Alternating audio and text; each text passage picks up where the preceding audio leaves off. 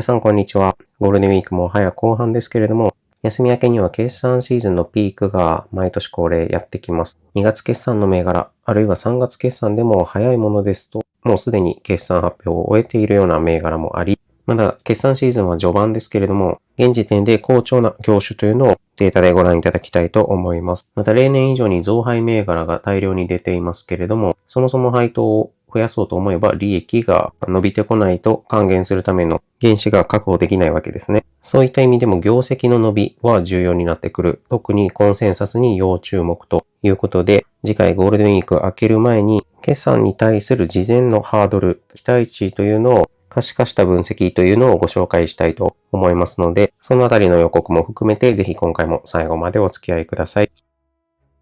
まず現時点、5月2日終了時点で2月3月決算銘柄のうちすでに発表されたものというのは約4分の1、24% 程度ですけれども、この段階で発表済みの銘柄で経常利益の状況を平均したもの、グラフでご覧いただきますとこちら、水色の棒グラフが前期比、緑の棒グラフはコンセンサス、事前予想比となっています。まず前期比、水色の棒グラフでご覧いただきますと、第4四半期は1年前と比べてマイナス 3.6% と、現段階では減益の傾向が見られます。一方で通期で見た場合は 26% のプラスということで、第3四半期までに稼いできた分が少し食われているというような形ですね。さらに来年度の予想に関してはマイナス 5.4% と、比率としては今期の第4四半期以上に減速しそうだということになっていますので、普通に考えると利益拡大のペースは今年の上半期あるいは第3四半期のところをピークとして少し減速してきているかなという状況です。一方でコンセンサス予想に関しては通期のところがプラス 2.6% ですので前期に対して現状 26% の経常利益のプラスが出ているのは一部の企業で莫大な数字が出ている。これが影響しているかと思われます。それに対して来期予想に関してはマイナス 5.7% と基本的にはマーケット予想よりも会社予想の方が保守的な数字を出す傾向にありますが、今回に関しては事前予想の方が来期見通しを悲観的に見ている。とはいえ、ほぼ同水準となっていますので、決算段階でのサプライズはそこまで大きくないかもしれませんが、長期投資という意味では足元から1年程度、利益水準がしっかりと拡大してくる銘柄というのを見極めていく、重要性が増していく期間かと思われます。それでは業種別に、まず前期比でどのような数字が出ているか、平均したものをご覧いただきますと、左から3列おきに売上高、営業利益、経常利益、純利益となっていますけれども、基本的には最近の傾向として売上高や営業利益の数字を重要視していくという風潮にありますので、このあたりでいい数字が出ている業種というのをピックアップしていきますと、まずは建設業や食料品、そして医薬品といったところも比較的大きな伸び率が出ています。まだ決算発表を済んだ銘柄というのは4分の1程度なので、業種によってはだいぶ数字が小さい一部の銘柄に引っ張られる傾向がありますので、変化率だけでなく金額自体が大きいものかどうかというのも見比べていただきながら、例えば医薬品、前期比で利益水準改善はしていますけれども、現状発表している銘柄をトータルするとまだ赤字の水準ということになっています。その他の業種をご覧いただきますと、例えば電気ガス業20番ですけれども、こちらの業種は他の業種よりもすでに発表を終えた銘柄数が多いわけですけれども、その中で大きなマイナス、例えば売上高だとマイナス 14%、営業利益はマイナス 58% とかなり減益になっていますが、実はこのデータ、決算期における株価の反応という意味ではあまり使い道がないデータとなっています。結局は企業自体の1年前の状態と比較したものに過ぎないと。その1年間の間に株価が業績を織り込んでいけば、決算シーズンにおける反応というのはそこで一気に現れるわけではない。そういった理由ですね。それでは今度は企業自体の比較ではなく、コンセンサス予想と実際の発表数値というのを比較したもの。これを業種別にご覧いただきますと、だいぶ色付けしている数値が落ち着いてきているというのがお分かりいただけると思いますが、当然ですね、今期の利益水準に対する予想と実際の数字というのを比較しているものなので、そこまで大きく乖離してこないと。そういった中で非常に大きな数字が出ている業種というのは、マーケットで思われているよりも非常に好調だったというわけです。例えば建設業、売上高や営業利益はそれぞれ3から 5% の事前予想対比での上振れということなので、こういった数字が出てくる場合ですと、決算後の株価の反応が大きく出やすいと、そういった業種になってきます。そして先ほど1年前の数字と比べたときに、かなり減益になっていた業種、電気ガス業というところをご覧いただきたいわけですけれども、こちら売上高に関しては事前予想とあまり変わりませんが、営業利益以降の利益水準というのはそれぞれ 20% 以上事前予想より上振れているというデータになっているわけですね。こちらの決算シーズンの動画、四半期おきにお出ししていますけれども、結局はですね、今年1年間こちらの業種好調な部類に入っていたわけですが、常に事前予想を上回る利益水準を出してきたということになります。ですので、こちらの業種の株価推移をご覧いただいても、銘柄ごとにブレはあるかもしれませんが、業種全体で平均しますとかなり好調になってくるわけですね。例えば今、決算の中で1年前の数字と比較した業種、その中で好調だったもの、それが食品であったり医薬品なわけですけれども、一番下トピックスの推移で、青が食品、そして黄色が医薬品ですが、1ヶ月間決算シーズン入ってからの推移をご覧いただいても、少しアウトパフォームしていますけれども、そこまで大きく買ってはいない。一方で水色のラインというのは電力ガス。こちらに関しては市場平均に対して大きく上昇しているわけですね。ですので1年前の数字を見ていくことも重要ではありますが、決算期により大事になってくるのは、事前予想と発表される数字がどれくらい違いがあるかというのが、直後の株価の反応に効いてくるわけですね。逆に電力ガスの銘柄であまり期待できなくて、食品や医薬品といった年度ごとの利益水準の伸び、これが効いてくるのが配当に関する側面。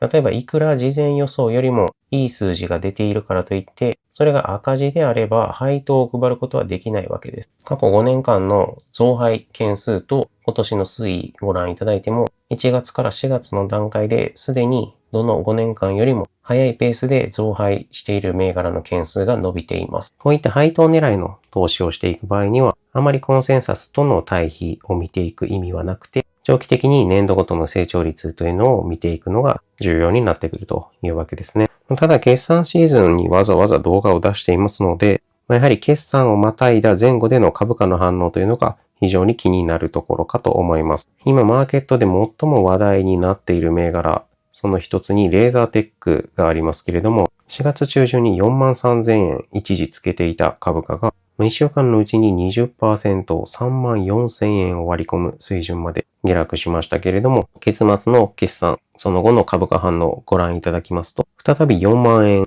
超えるところまで戻してきている。実に2週間の間に 20% の上げ下げをしているわけですけれども、先にですね、株価が戻ってきた方の動き、月末月初のレーザーテックの決算を少し詳しくご紹介しますと、もともとレーザーテックは通期で900億円の営業利益を出してくると、そういった会社予想が出されています。そしてこちらの銘柄6月決算ですので、今回発表された決算というのは第3四半期の分まで、決算発表が行われる前の第2四半期までの時点で営業利益の水準というのは318億円。ですので、普通に考えると半分経過した時点で3分の1程度ということなので、非常に進捗率としては遅めの状況に見受けられますが、ここから第3四半期に積み上げた営業利益というのが264億円となりました。ですので、現時点で582億円と、かなり進捗率としてはペースを上げてきたわけですね。ただこちら264億円という営業利益、この実績値に対して事前に予想されていたコンセンサスというのは190億円程度でした。ですので、74億円予想よりも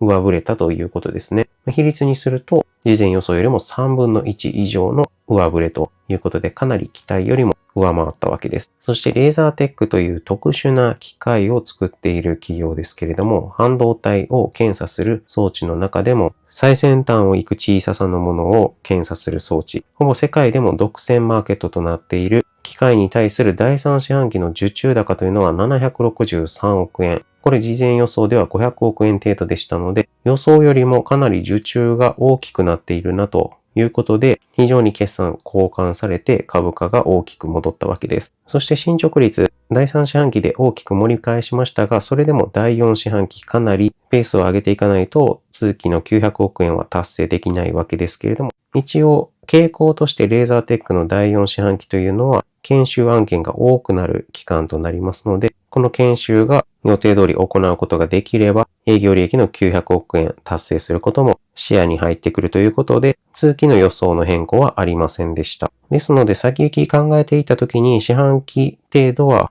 業績に対する大きな懸念事項というのは出てこなさそうですけれども、結局この株価の大きな下げを記録した4月中旬、これは皆さんもご存知だと思いますが、ASML、オランダの半導体企業のレーザーテックが作る検査機械を最も多く発注している企業の一つ。この業績見通しというのが、来期以降ですね、成長率がほぼゼロになってくるというような、かなりネガティブなものを出したせいで、その煽りを受けて株価が大きく下がっていたわけですね。ですので、レーザーテックに関しては、この決算で盛り返しはしましたが、来期以降の受注高、これがどうなってくるかというのが、今後のといっても四半期以降ですので、次の決算以降ですね、中長期的な株価の行方を左右する、そういった見通しが立つわけです。さて、非常に値動き激しいレーザーテックでも決算一つで、ここまで大きな差が出てくる。結局はコンセンサス、事前予想の期待値、ハードルがどれくらい高いのか低いのか、そしてそれを超えてこれるのかというのが、決算またぎ前後での株価の大きなインパクトを与えるというのが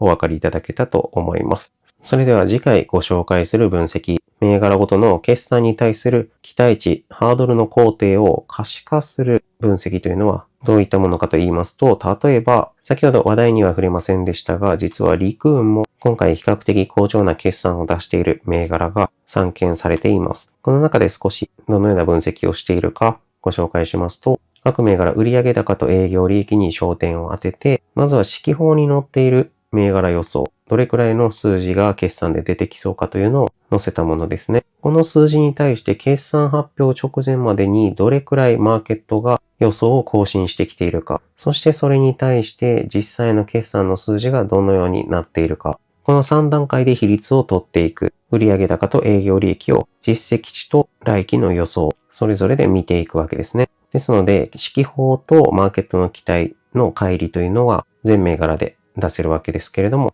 実際に決算がまだ発表されていない銘柄は右半分のところが空欄になっているわけですね。数字が入っているものに関しては結果が出たものというわけです。さて、ゴールデンウィークも大詰めということで、後半の4連休に入りましたが、いつもは週末に1本動画をお出ししていますけれども、少し皆さんご覧いただける時間も普段の週末よりはお休みのお時間あるかなと思いますので、一旦ここで前半切らしていただいて、具体的な分析とハードルの可視化したリストというのは後半の動画でご紹介したいと思います。そちらも気になるよという方はぜひ高評価、チャンネル登録していただいてお待ちいただけると幸いです。最後までご覧いただきありがとうございました。また次回の動画でお会いしましょう。